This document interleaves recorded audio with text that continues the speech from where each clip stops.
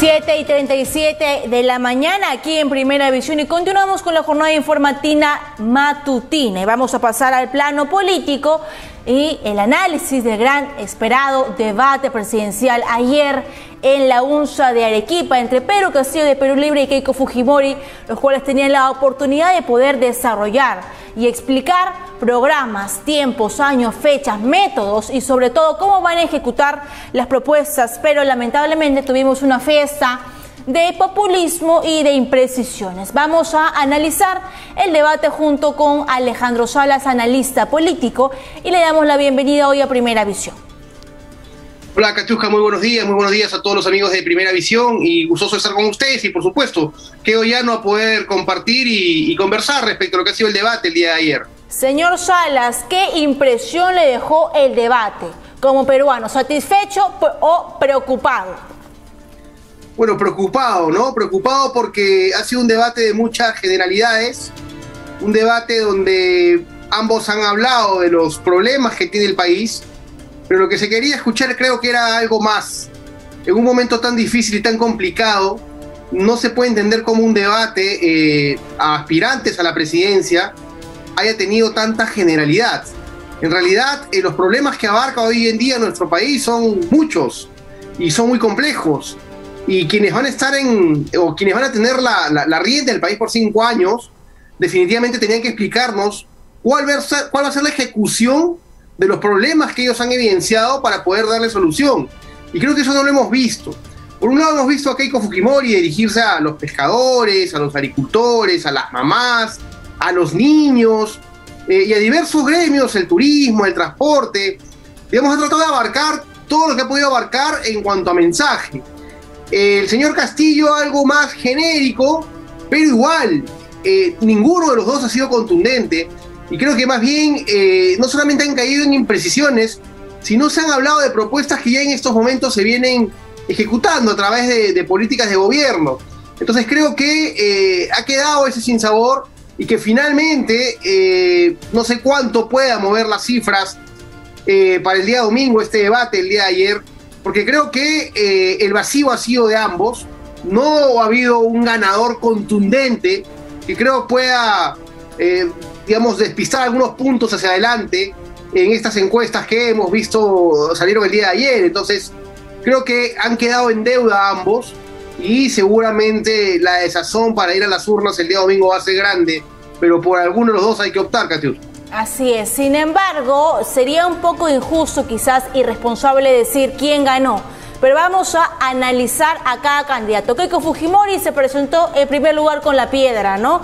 Con lo que pasó un día antes, que simpatizantes fueron ferozmente agredidos físicamente, con cabezas rotas, labios rotos, en Arequipa. Y fue la primera en comenzar con los puyazos. Sin embargo, hubo algunas precisiones, pero el populismo imperó en su discurso. ¿Cuál es su opinión? Sí, bueno, en realidad el tema de la piedra ha sido un gesto político. El Perú no se va a solucionar mostrando una piedra ni contando una agresión que definitivamente es algo repudiable y creo que ya todos los peruanos lo habíamos visto. La violencia genera más violencia y creo que eso no es bueno. Pero ya estábamos enterados de lo que había pasado y cada peruano podía sacar sus propias conclusiones. No era necesario poner una piedra en el escenario. El Perú no se va a solucionar con eso. Entonces creo que trató de empezar dando un mensaje, digamos, subjetivo, de que mientras que la propuesta de ella es pacífica y va a ser una propuesta pacífica para el país, la propuesta del señor Castillo es una propuesta ligada a la violencia. Entonces creo que ese mensaje que trató de instaurar en ese inicio tenía esa, digamos, esa condición, ¿no? de manifestarle al señor Castillo que estaba lleno de violentos, de que su propuesta era violenta y que, ¿por qué no? Mucho se le liga el tema del terrorismo, ¿no? Y se le vincula con el tema del terrorismo. Entonces creo que por ahí iba el mensaje.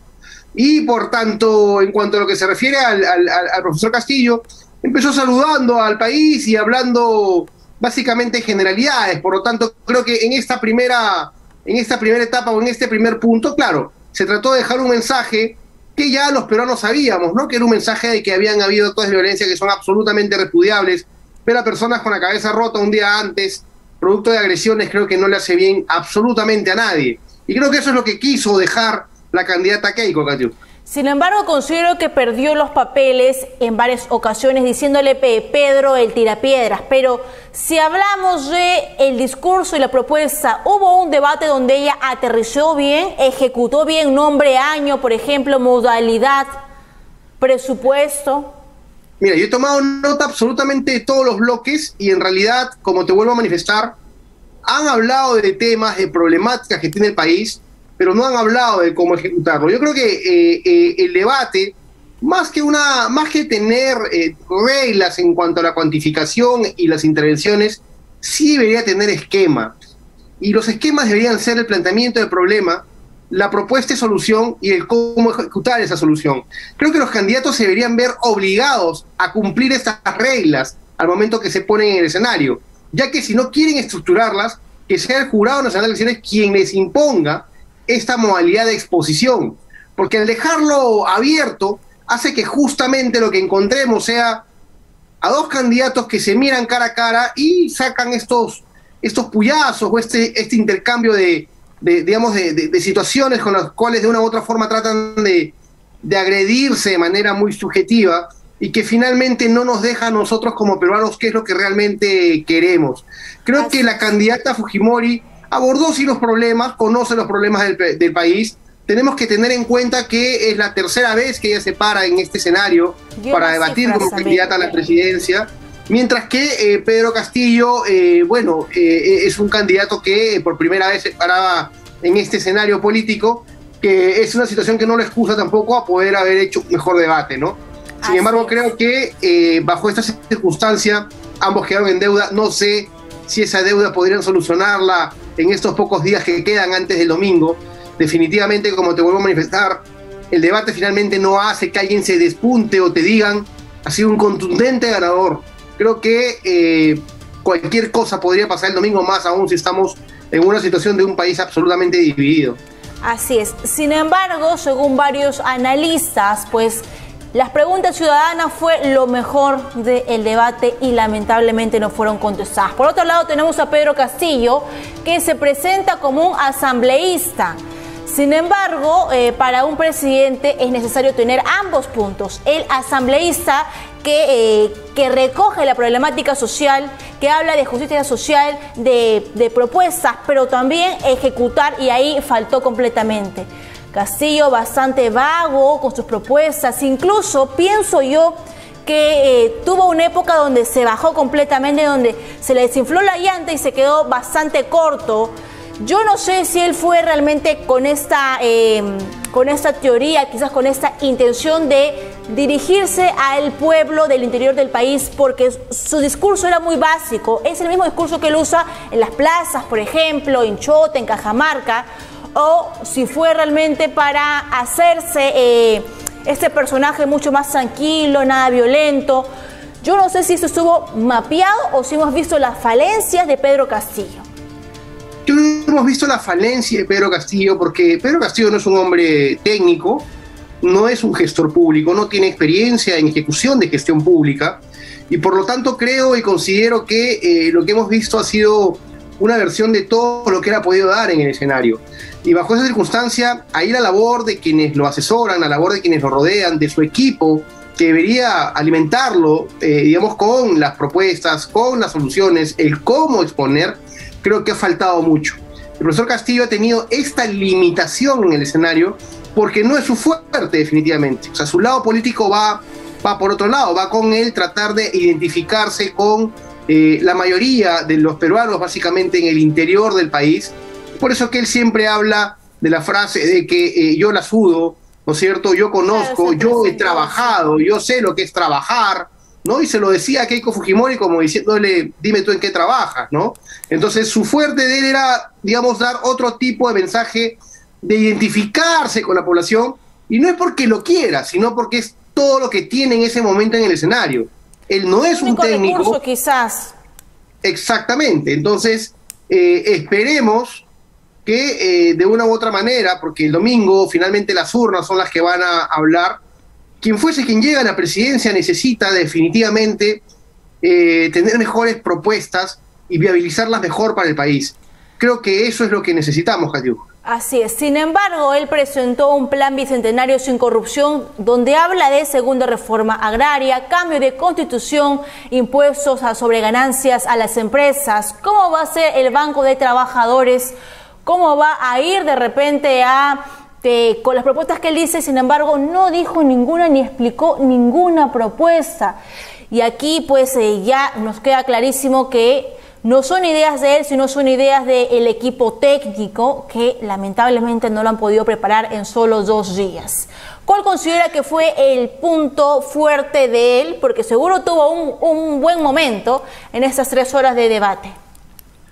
Mira, Gayuska, antes de responderte la pregunta, yo lo que te quería, o lo que te podría manifestar en virtud al inicio de tu diálogo en este momento, es que ninguno de los 2 candidatos invocó a trabajar de manera conjunta al próximo Congreso de la República. O sea, recordemos que si el país ha tenido conflictos políticos es porque no ha funcionado de la mano lo que es el equilibrio de poderes entre Poder Ejecutivo y Poder Legislativo. Ninguno de ellos se comprometió a decir que todas las propuestas que estaban manifestando en ese escenario tenían que pasar por el Congreso de la República y que iban a respetar la posición del Congreso de la República sin la necesidad que exista conflicto o existan estos pedidos de confianza porque simplemente no quieres aprobar mi propuesta como Ejecutivo. Creo que el mensaje que debieron dar, digamos, ahí los candidatos hacia el Congreso de la República y hacia cada uno de los 130 congresistas que los estaban viendo, creo que era fundamental y era elemental. Y ninguno de ellos lo hizo. Ni siquiera hubo una, digamos, convicción en manifestar que estas propuestas que estaban planteando en el escenario tenían que ser y tenían que pasar por el Congreso de la República. Y si así lo decidiera el Congreso, la iban a ejecutar.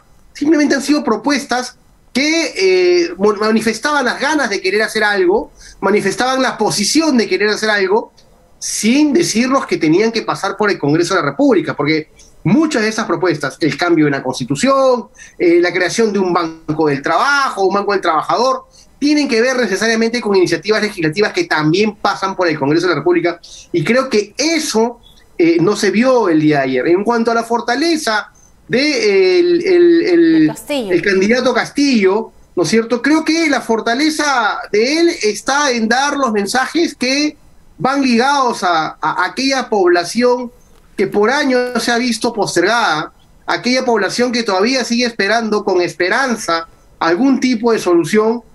Cuando hablaba de los peruanos que tenían que educarse, a los niños, a los adolescentes que tenían que educarse con velas, sin agua, sin luz, creo que esos peruanos que no han tenido solución durante muchos años y que él mencionaba en cada uno de los bloques de su mensaje, a los peruanos postergados, ¿no es cierto? Creo que esa es la fortaleza de él en cuanto a tratar de identificarse con estas desigualdades que lamentablemente hemos tenido muchísimos años para empezar a darle soluciones y no se han hecho. Si el día de hoy propuestas como las de Castillo tienen, digamos, oídos de la población, de parte de la población, y de una u otra manera su mensaje llega, es porque existe este lado, ¿no es cierto?, de injusticias que no han querido ser solucionados y que definitivamente son escuchados cuando él, digamos, hace eco de ellos. Entonces creo que la fortaleza de él va justamente a ese lado, al lado que el Perú no atendió. Y ese es el camino y ese es el caballito de batalla que él tiene para llegar este domingo 6 de junio con la expectativa de querer ser presidente. Así es, un mensaje de protesta. Sin embargo, el pueblo peruano del interior del país, que es este bolsón que tiene cautivo, estoy seguro de que no va a cambiar de opinión, estoy segura de que van a continuar votando por Pedro Castillo, al igual también como este bolsón anti que representa a la señora Fujimori, anticomunismo, antiterrorismo, etcétera. Sin embargo, ¿usted considera que este debate podrá haber hecho que alguien cambie de parecer, este bolsón duro de roer del blanco, nulo, viciado? Yo creo más bien que este debate ha tenido que no necesariamente cambiarle a alguien, digamos, la intención del voto que ya tienen decidido, determinado antes de que escuchen el debate. Pero si hay ese 5% de peruanos que de una u otra manera están, digamos, tratando de viciar su voto, hay otro pequeño porcentaje que quiere dejarlo en blanco. Creo que este debate ha tenido que ir, digamos, justamente dirigido a ellos, porque 2, 3, 4 puntos que uno gane de ellos va a ser y va a significar su victoria. Entonces, creo que ahí lo que hemos visto el día de ayer, de una u otra manera, no ha sido contundente como para tratar de decir quien se va a jalar estos votos, claro, blancos, nulos o viciados, va a ser tal candidato. Creo que ha quedado muy en la nebulosa lo que pasó el día de ayer. Así es, muy bien. Por favor, finalmente su mensaje para todos los electores, que ya estamos a solo 6 días del gran día de elegir al presidente del Bicentenario. Sí, Katiuska, mira, nuestro país vive momentos muy difíciles y estamos en democracia, y el día 6 de junio vamos a ejercitar nuestro derecho al voto y vamos a practicar la democracia. Creo que eso es lo que hay que rescatar del día 6 de junio. Hay que ir a votar, vayamos a votar con responsabilidad, analicemos al candidato que consideremos que mejor va a tomar las riendas del país. Lo que no debemos hacer es dejar de ir a votar. Creo que el derecho que tenemos de ir a votar es absolutamente fundamental y que se refleje en las urnas para ambos candidatos, que los peruanos fuimos a votar, que se eligió determinada opción y que la opción que se ha elegido va a ser una opción que va a estar a los ojos vigilantes de los ciudadanos, porque al Perú no solamente hay que quererlo y hay que respetarlo, sino también hay que cuidarlo. Y se lo vamos a entregar y lo vamos a poner en manos de cada uno de ellos, de quien fuese el presidente o presidente de la República. Y tienen que saber que le entregamos algo muy preciado, que es nuestra patria, y que la tienen que cuidar, porque ya los peruanos hemos demostrado que cuando nos molestamos podemos salir a las calles también a expresar nuestra voz con mucha contundencia. Muy bien, muchas gracias. Voto vigilante, gracias. Entonces, carta blanca para ningún candidato. Muchas gracias, señor Salas. Gracias por su análisis también y por poder dilucidar lo que pasó ayer. Muy bien.